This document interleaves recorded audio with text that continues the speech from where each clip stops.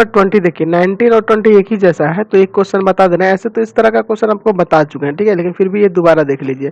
सबसे पहले कह रहा है कि समकोण त्रिभुज ABC में, तो सबसे पहले एक आप समकोण त्रिभुज की रचना कर लीजिए यहाँ पे। ठीक, ये आपका एक समकोण त्रिभुज हो गया और इसका नाम देते हैं ABC। और ABC में A 90 डिग्री है, ये ध्यान देंगे, यानी कि ये A होगा, ये B होगा और ये A C होगा। ठीक, और B और C का अर्धक जो है रेखा O पर मिलता है। तो अर्धक रेखा का मतलब है कि इसके कोण को दो बराबर भागों में बांटने वाली रेखा, यानी कि इसके ये दो भागों में बांट रही है और यहाँ से कुछ इस तरह से है ना, और इस बिंदु का नाम है O। ठीक है, तो यहाँ पे O बिंदु दे दे रहे हैं, तो ये आपका O बिंदु हो गया। ठीक है, यहाँ से क्लियर हो गया। अब देखिए क्या कह रहा है, तो सिद्ध करें कि ये जो BOC यानी यहाँ वाला जो कोण है 135 डिग्री होगा, ये सिद्ध करना है। तो सबसे पहले लिखते हैं कि दिया है ना, ABC एक समकोण त्रिभुज है, समकोण त्रिभुज है। ठीक है, समकोण त्रिभुज है और यहाँ कह रहा है कि एंगल A जो है ना आपका, एंगल A जो है 90 डिग्री है, एंगल A 90 डिग्री है। और यहाँ लिख सकते हैं इस तरह से कुछ कि ये जो आपका OB है और OC जो है ना, OB तथा OC क्रमशः एंगल B तथा एंगल C का समद्विभाजक है, समझ रहे ना। चलिए समद्विभाजक दिया है, तो सिद्ध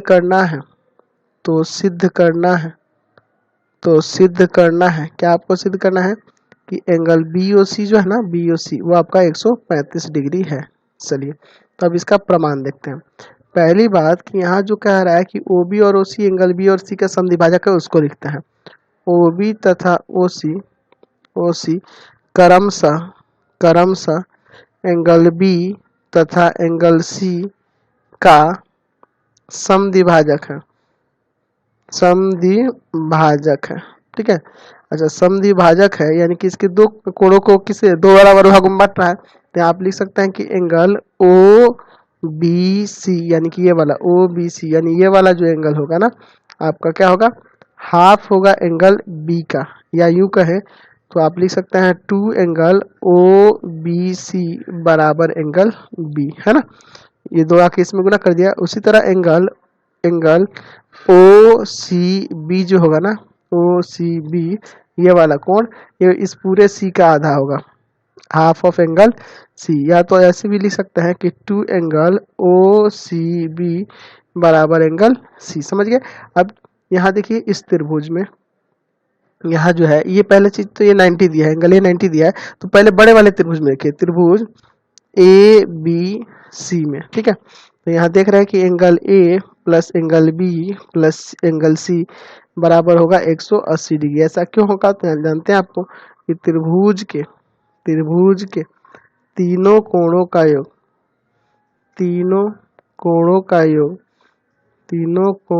योग 180 डिग्री होता है, योग जो है 180 डिग्री होता है, इसलिए ये ऐसा हो जा रहा है। ठीक है, अब देखिए इसके आगे क्या करेंगे, यहाँ जो कोण के मान दिए हैं इनको रख देते हैं। तो A का मान तो यहाँ 90 है, एंगल A आपका 90 है, और एंगल B जो है ना यहाँ B, यहाँ देखिए इसके बराबर है, यानी कि 2 एंगल OBC है ना, और प्लस एंगल C जो है बराबर है 2 एंगल OCB बराबर 180 डिग्री।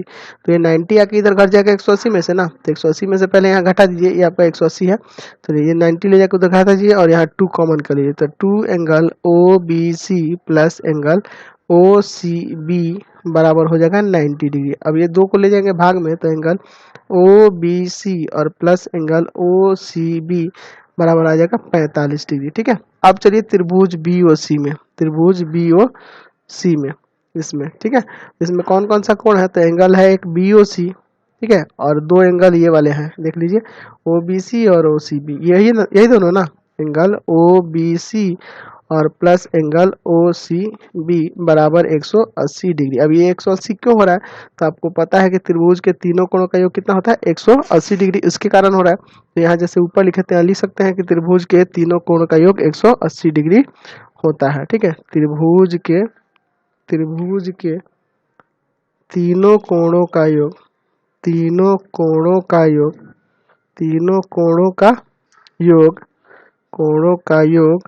180 डिग्री होता है, इसलिए ऐसा हो रहा है। ठीक है, चलिए जब 180 डिग्री होता है तो यहाँ देखिए एंगल BOC तो आपको निकालना है, क्वेश्चन में आपके BOC तो ये निकालना है ना, ये BOC।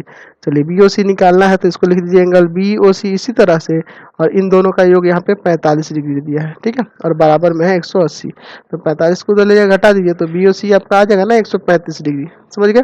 चलिए चलते हैं अगले क्वेश्चन पे। अब नंबर